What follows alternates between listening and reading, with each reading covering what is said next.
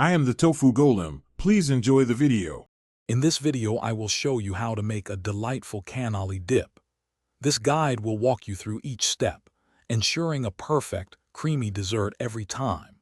It's a fantastic, easy-to-make treat that captures all the classic flavors of cannoli without the fuss of frying shells.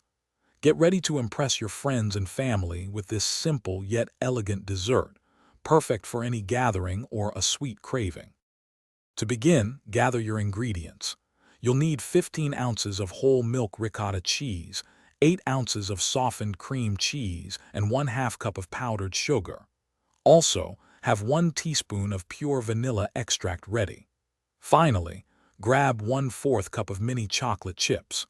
These simple items are all it takes to create a truly irresistible dip that everyone will love. Now let's mix. In a large bowl, beat the ricotta and cream cheese together until the mixture is completely smooth and lump-free. Next, gradually add the powdered sugar and vanilla extract, mixing until just combined. Finally, gently fold in the mini chocolate chips. Once everything is mixed, cover the bowl and chill the dip in the refrigerator for at least 30 minutes to allow the flavors to meld beautifully.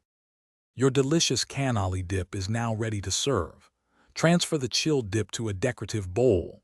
For an extra touch, garnish with a sprinkle of additional mini chocolate chips or a bit of fresh orange zest.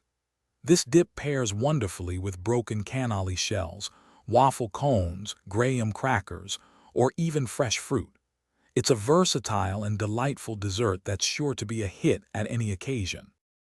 Thanks for watching. Consider subscribing if we helped you today.